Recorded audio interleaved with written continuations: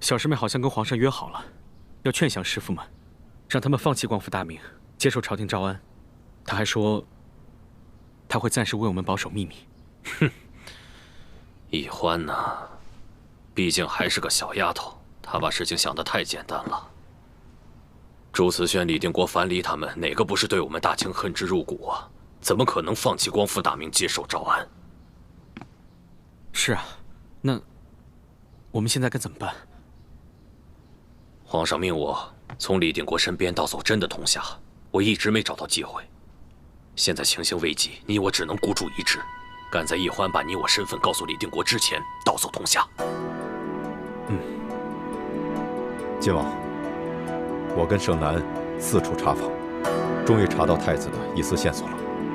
前天晚上，有位联盟的弟子看到太子在尾随一个身形打扮都酷似易欢的女子，进入了一条小巷。接着，小巷里传来打斗声，那位弟子悄悄地跟进小巷，远远地看到一个蒙面黑衣人把太子抱上了马车。那个黑衣人什么来头？这位弟子本想追上那辆马车，可是由于武功低微，没能追上。若不是当时太子已身负重伤，以太子的武功，纵然遇上强敌，也不可能连发出救援信号的时间都没有。太子身负重伤，这全都怪易欢。易欢从小就任性，我们对他又如此纵容，但是，我居然没有想到。爹，二师傅、三师傅，我回来了。哼，你还知道回来？花儿回来了就好。来，花儿，起来说话。不，二师傅，爹，三师傅，我回来是来跟你们请罪的。那日我不应该看到康熙发出的信号就私自去见他，我应该回来跟爹，还有诸位师傅商策以后，一起撤离泉水山庄。你现在说这些有什么用？太子已经被人掳走了，下落不明。什么？朱哥哥被人掳走了？怎么可能呢？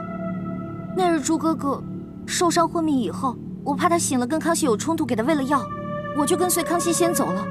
如果他醒来以后会回来的，怎么可能被人掳走呢？那天晚上，你跟康熙走了之后，太子一直没有回来，在外面借酒消愁。前天晚上有一个联盟弟子，看到他被一个黑衣蒙面人掳走了，带上了马车。黑衣蒙面人，什么来路？这还用问？一定是康熙那个狗皇帝言而无信。他带你离开之后，又悄悄派人把太子给抓走了。不可能，龙小弟答应过我的，如果我肯跟他回宫，他会放过朱哥哥的。混账！你居然叫他龙小弟！你居然还相信康熙那个狗皇帝的谎言？难道想气死你爹吗？爹，我不相信，康熙他不会出尔反尔的，他不会骗我的。晋王先息怒，花儿，你说你随康熙回宫，一是为了救太子，二是为了查出奸细。那你现在知道奸细是谁了吗？不过在此之前，我还有一件事情要跟爹，还有诸位师傅们说。先起来再说话吧。不，二师傅，我知道我下面要说的这些话，在你们眼里是非常大逆不道的。花儿不敢站起来。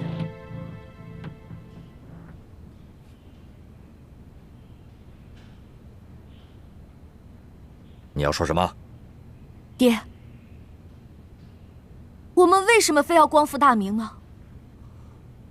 只要全天下的老百姓过上好日子，这个天下姓朱或者爱新觉罗又有什么区别？我们为什么要挑起战争，让全天下生灵涂炭？我们为什么不能跟现在的朝廷合作，把我们的才能用在治国安邦上呢？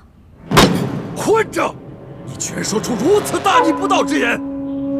你这次回来是受康熙挑唆，回来招降我们的吧？爹，从小到大你都教育我，说大清朝廷是如何的残暴无道，朱明天下才是正统。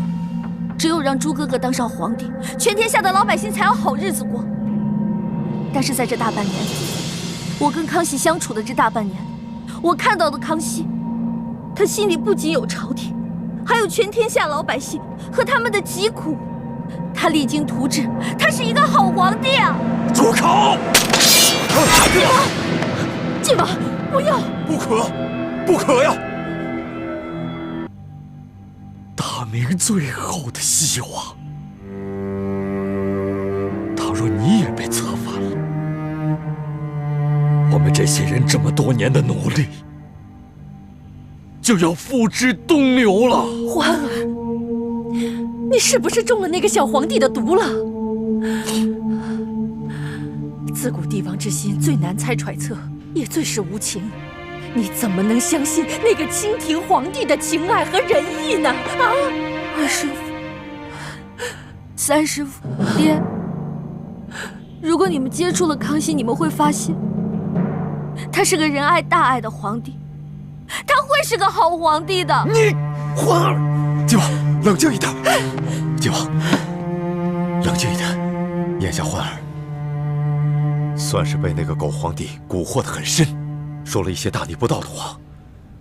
可是我们急也没用，我们应该想办法让他认清那个狗皇帝的真面目，慢慢让他想明白。我相信他亲娘的在天之灵一定会保佑他的。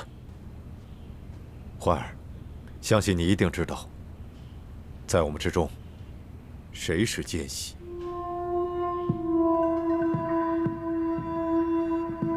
内奸，他是你四师父吧？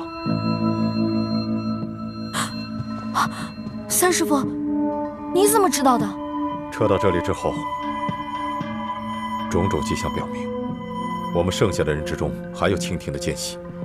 我跟那二师父不可能是奸细，剩下的就只有你四师父了。如果叶明章是奸细的话，那默笙岂不也是奸细了？还用问吗？难怪倩影从吴英奇手中得到金钥匙以后被调了包。开始我们还怀疑是吴三桂，后来又怀疑是唐一手。如今看来，一定是叶默笙。爹，那你们打算怎么处置叶哥哥还有四师父？你会杀了他们吗？如果他们只是清廷的奸细，我还可以饶他们不死，废了他们的武功就算了。可是他们冤杀你五师父，这笔账一定要血债血偿。对，一定要他血债血偿。不好，如果他们父子是奸细的话，他们会不会打铜匣的主意？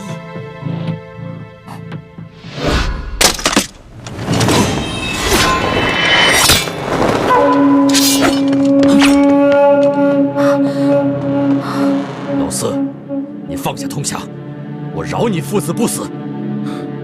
李定国，你以为我是3岁小孩啊？能上你的当？我杀了唐一手，你们肯定不会放过我的。老四，老五暗恋你这么多年，默默地等着你，一直不肯嫁人。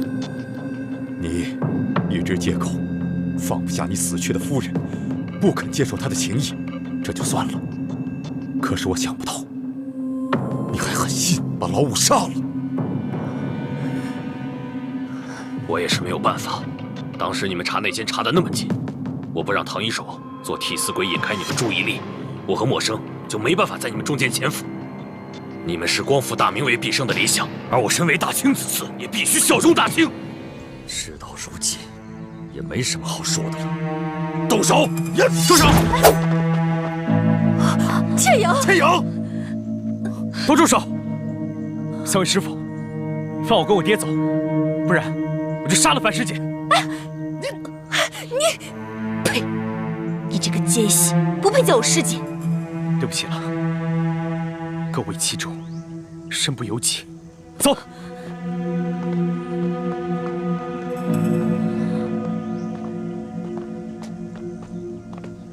叶哥哥，你真的忍心杀了樊师姐吗？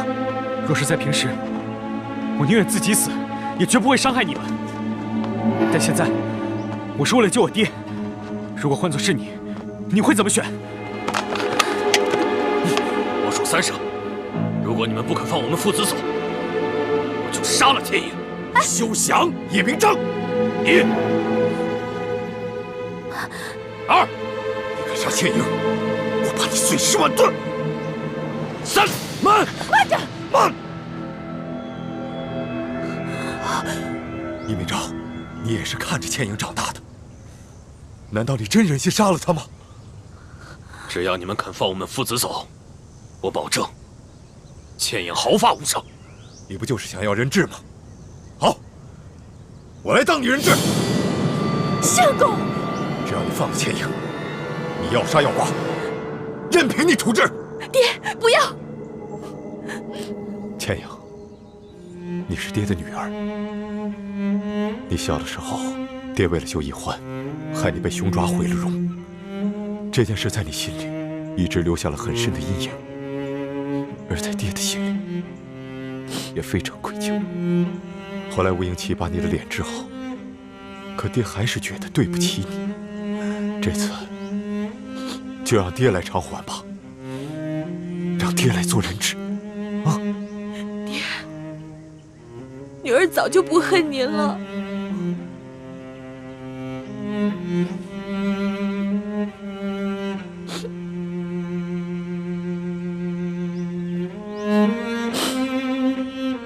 真是父女情深呐！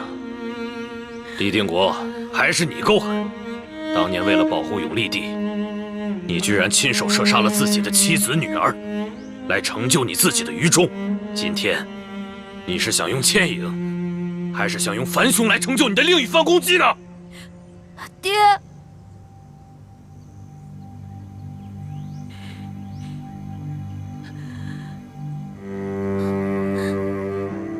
叶明章，今天我放过你们父子，但是你背叛明珠谷，杀了唐医生，这个血债，我早晚会让你偿还。没想到啊，一向冷酷无情的晋王，竟然也懂得了能屈能伸。少废话，放了倩影。人，我会放的，不过我们要到了安全的地方才能放。你，王生，走。倩影，樊师姐，都别过来！倩影，叶明章，你们已经到了安全地带，快把人放了。我们到了安全地带，自然就不怕你们了。人我是不会放的，他也是朝廷的重犯。叶明章，想不到你出尔反尔，毫无信用。你看着我走。叶明章，倩影，你看着易欢，樊兄，我们追。好，倩影，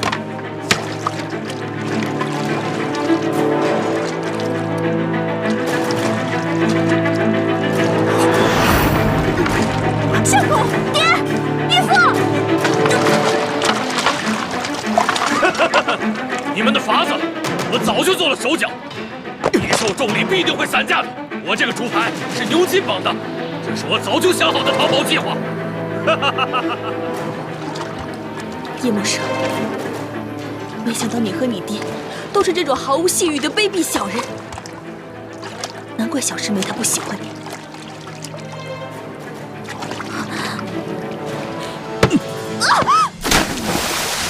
倩影，倩影，倩影，义父！混蛋！爹，既然你已经安全了，我们就应该信守承诺，放了樊师姐。倩影，来，樊师姐，倩影，倩影，你没事吧？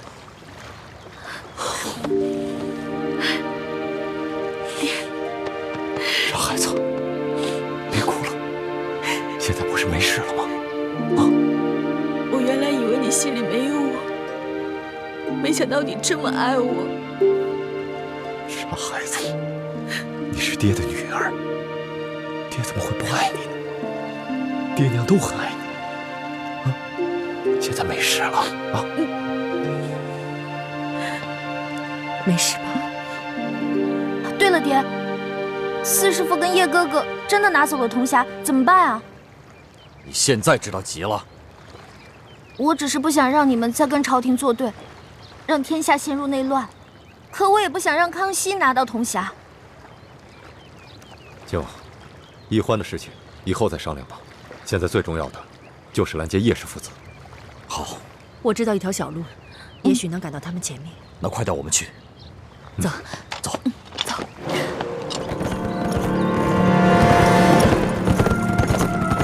他们来了，准备动手。啊，爹，不行！叶欢，你要是阻挠我们夺回铜匣，爹从此以后就再也不认你这个女儿。不是，爹，你看现在是黄昏，应该是倦鸟归林，可是现在群鸟乱飞，这说明附近一定有埋伏，咱们应该观察一下，再行动。靖王，欢儿说的对，我们不可以情急之下乱了方寸。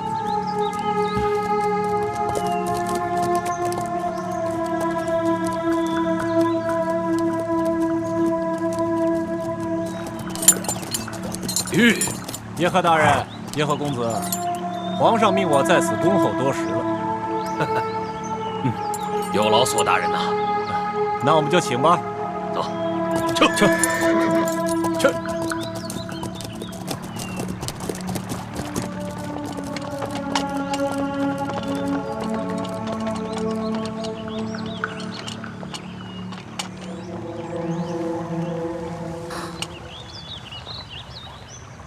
好险啊！亏了皇儿心细，不然的话，不仅拿不回铜匣，我们也无法全身而退。要是我们被擒了，这朱明联盟可就群龙无首了。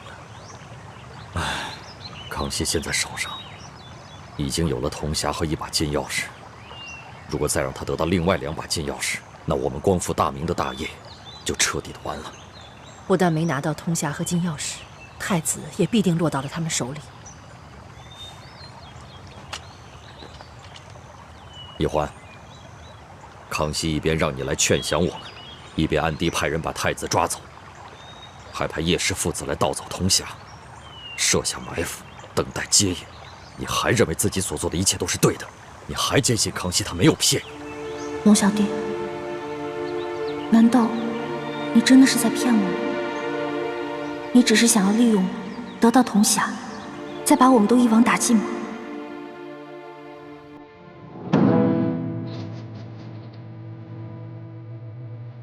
一会儿太皇太后和皇上召见咱们，您尽量少说话，一切有阿玛应对。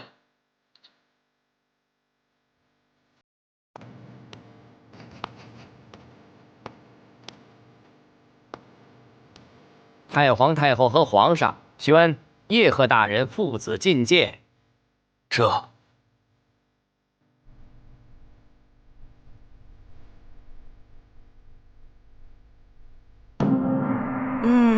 这回这铜匣子可是真的了吧？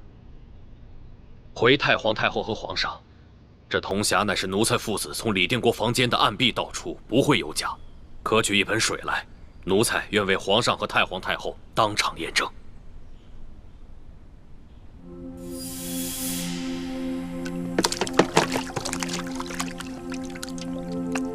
皇上，请看，这真正铜匣上面的龙一旦入水，便如同活了一般。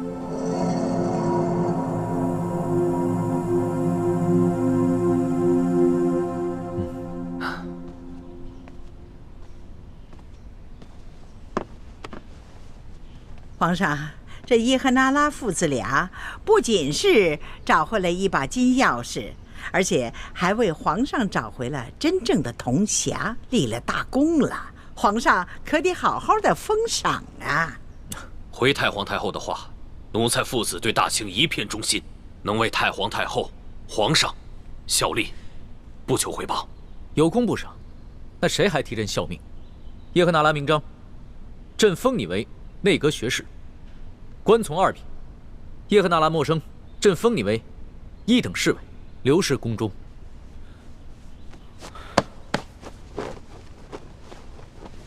谢皇上隆恩。不仅他们父子俩理应封赏，还有一个人你也该赏赏。太皇太后宣答应乌雅如意觐见。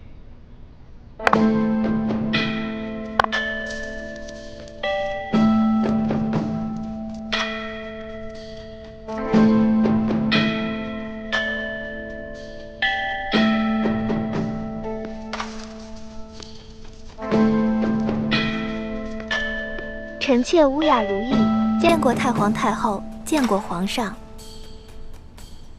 平身吧，都平身吧。谢太皇太后。谢太皇太后。乖孩子，过来，过来，来坐在哀家身边来。来，坐在哀家的身边来，来。皇祖母，这位是？她叫吴雅如意，由叶赫夫人一手把她养大，也算是叶赫那拉陌生的亲妹妹了。如意今年呢，跟着李易欢一块入的宫。哎，只因为她的性子太温柔了，不太爱出风头，所以呢就没有引起皇上的注意，因此呢就只封了一个嫔界最小的小答应。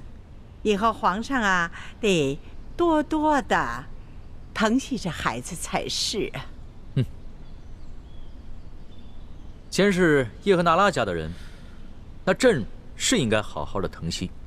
从今日起，朕晋乌雅如意为德贵人。谢谢皇上。谢皇上隆恩。平身吧。谢皇上。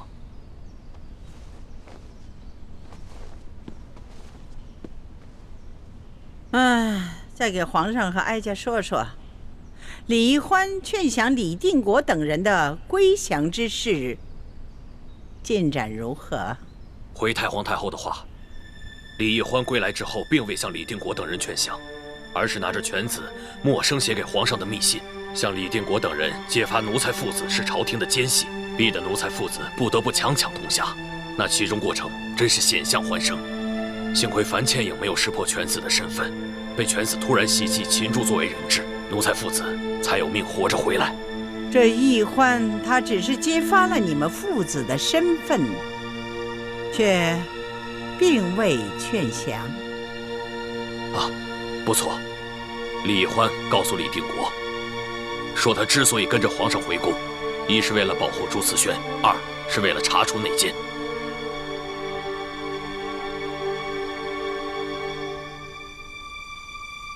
皇上，你赌输了。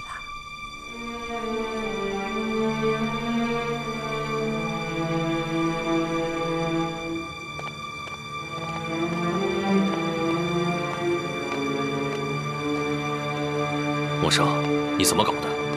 刚才皇上封赏咱们父子和你表妹如意，你脸上为什么连喜色都没有啊？我甘心为朝廷卖命，不过因为我是阿玛的儿子，身体里流的是叶赫那拉氏的血，并不是为了什么封赏。可你如此，岂不让太皇太后和皇上起疑心呢？我顾不了那么多了。阿玛，我不明白，小师妹明明已经劝降了，而且还差点被大师傅杀了，你为什么还要撒谎？你懂什么？如果易欢劝降成功，那咱们父子10几年苦心潜伏岂不白费？那还有什么功劳可言？何况太皇太后曾暗中给阿玛下了懿旨，让我离间皇上和易欢的情感，难道阿玛还敢抗旨？这也是太皇太后的懿旨。不仅如此，让你悄悄抓住朱慈轩关进天牢，也是太皇太后下的懿旨。默生，你要记住，以前咱们身份没有暴露，还可以和明珠谷的人保持一份感情。现在咱们是大清的臣子，再也不能和明珠谷的人有任何瓜葛。你也不能称他们大师傅、小师妹了，否则你将给叶赫那拉家族带来灭顶之灾。我们今后要建功立业，扶持你表妹在后宫上位才是。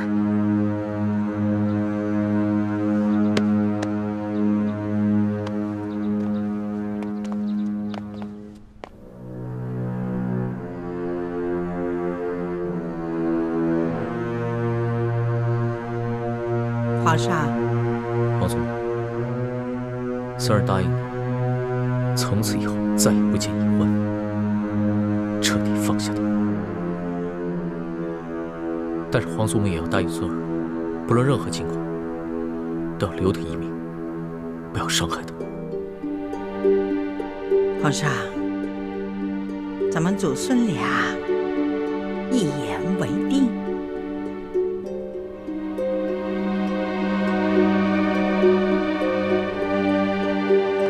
什么人胆敢擅闯宫门？我乃皇上的笔墨侍书，这块腰牌是皇上亲赐的。你等一下。哎，能让他进去吗？听说这个职位撤销了。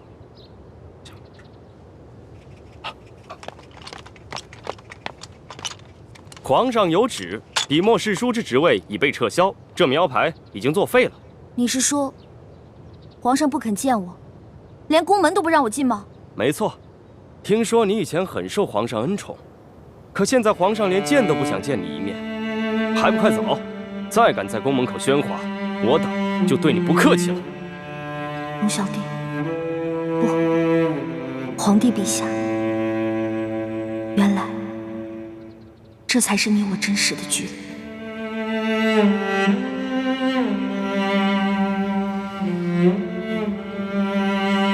好，我走。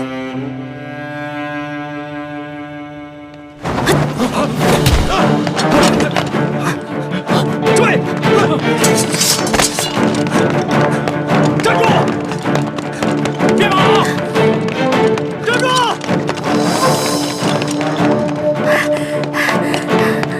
拦住他！别跑！让开！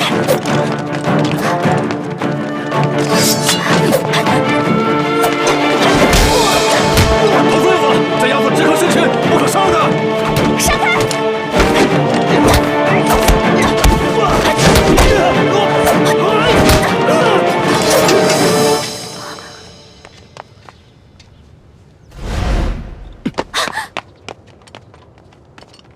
快滚！就你那三脚猫的功夫，还想强闯紫禁城？要不是头儿吩咐不能伤害你，10个你也早就人头落地了。快滚！好，龙小弟，你不见我是吧？我却非要见到你不可。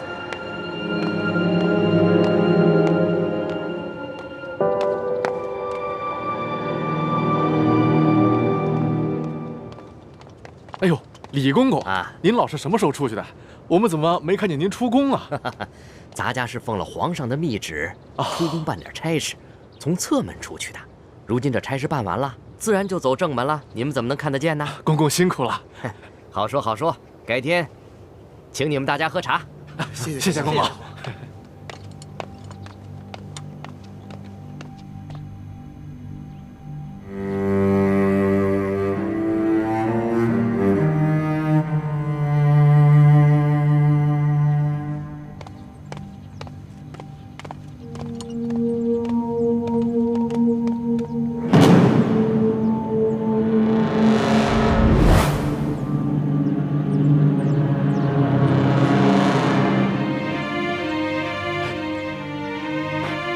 什么人？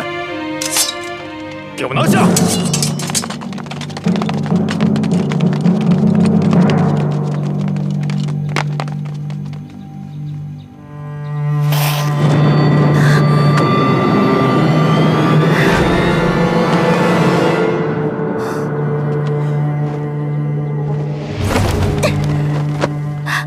李公公，是我。住手！啊！原来是世淑姑娘。啊，不对，现在没有世淑姑娘了，是李欢姑娘。姑娘，你快走吧，皇上他不见你。李公公，麻烦您进去跟皇上说一下，说我来了要见他，万一他改变主意了呢？唉，没有用的，皇上已经说了，他。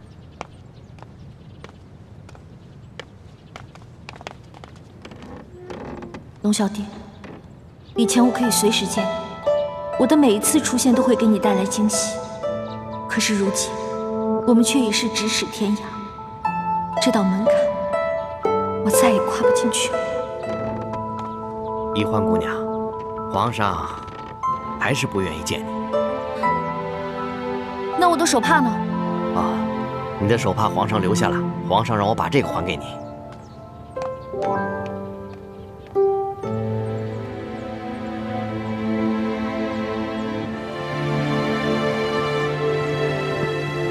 龙小弟，你为什么不肯见我？你已经拿到了铜匣，我对你来说没有利用价值了，是吗？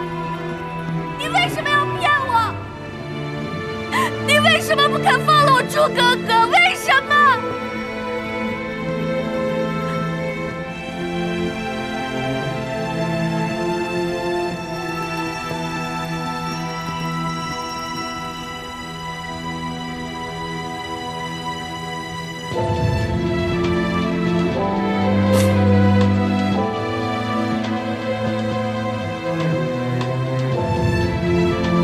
皇上有旨，送李欢姑娘出宫。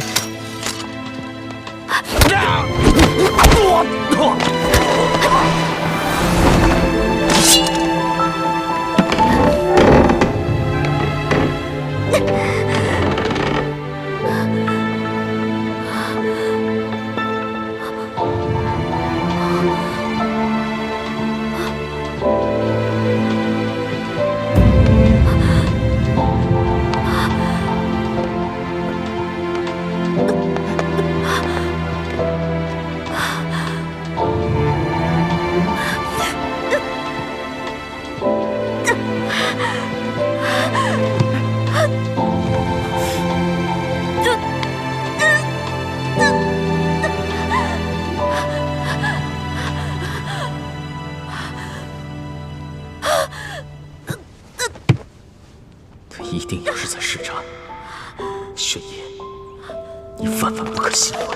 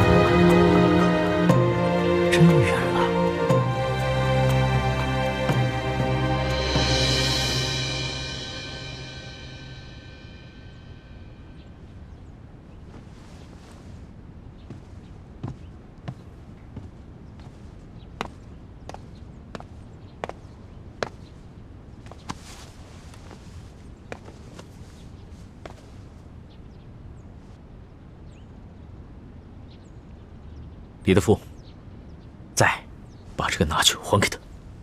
这。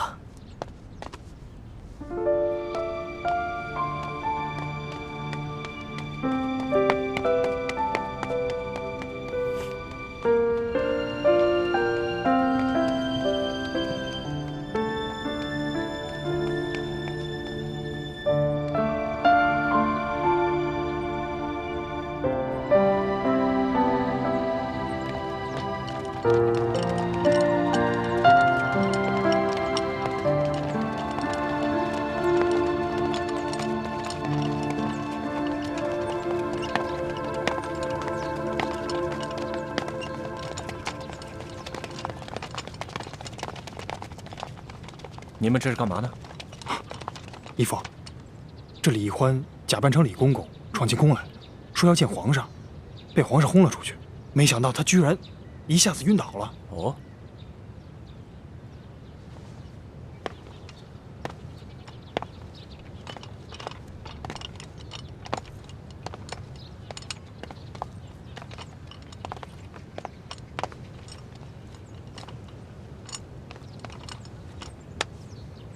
他这是真晕倒啊，还是假晕倒啊？身体这么沉，想必是真的晕倒了。不过我听说他以前就有着头疼晕倒的毛病。对对对，听说他上一次晕倒了，皇上亲自守了他1天1夜呢。住口！别乱嚼舌头。皇上怎么可能为了一个女反党守上1天1夜呢？是卑职多嘴了，索大人恕罪。行了，把人抬走吧。这。大赛，来。怎么了，义父？一会儿你们把他抬到紫禁城外，你要想办法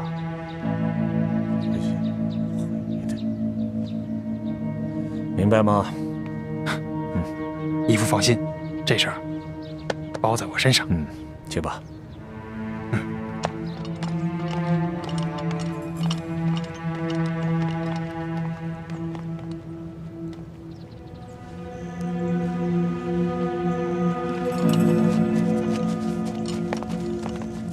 你们先下去吧。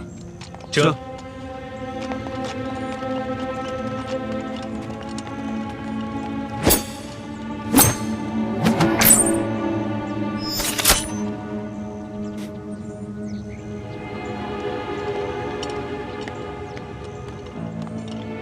同盟大人。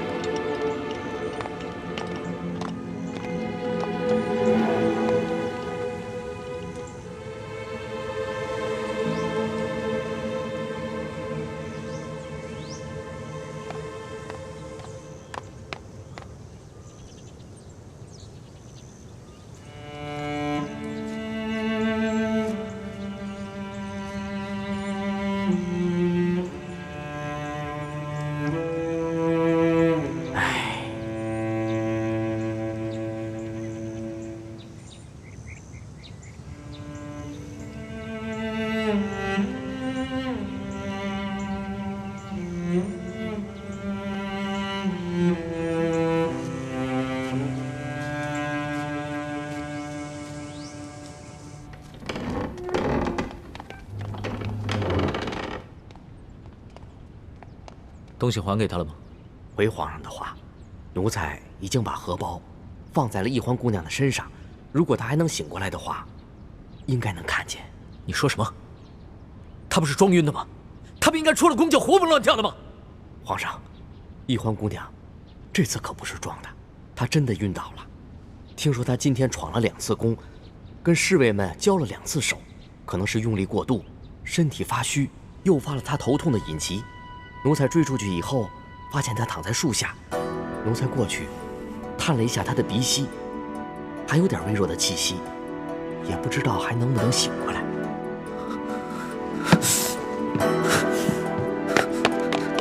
哎，皇上，皇上！哎，皇上！皇上恕罪！慢着点，皇上！皇上！怎么了，索大人？快！皇上怎么了？回头我再跟你讲，索大人，我得伺候皇上去。皇上！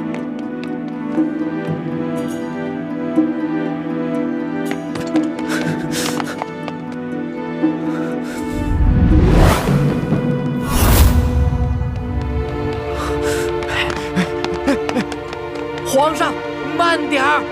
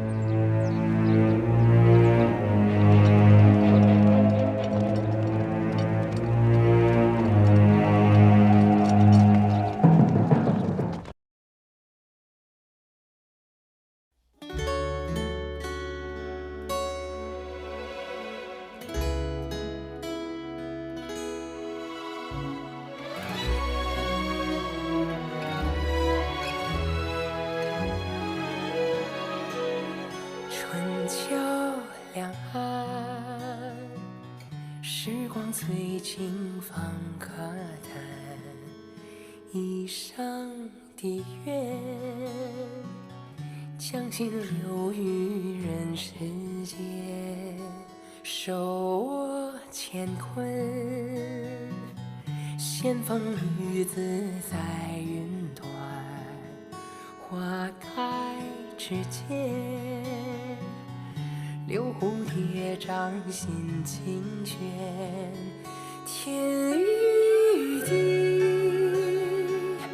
开在眉间，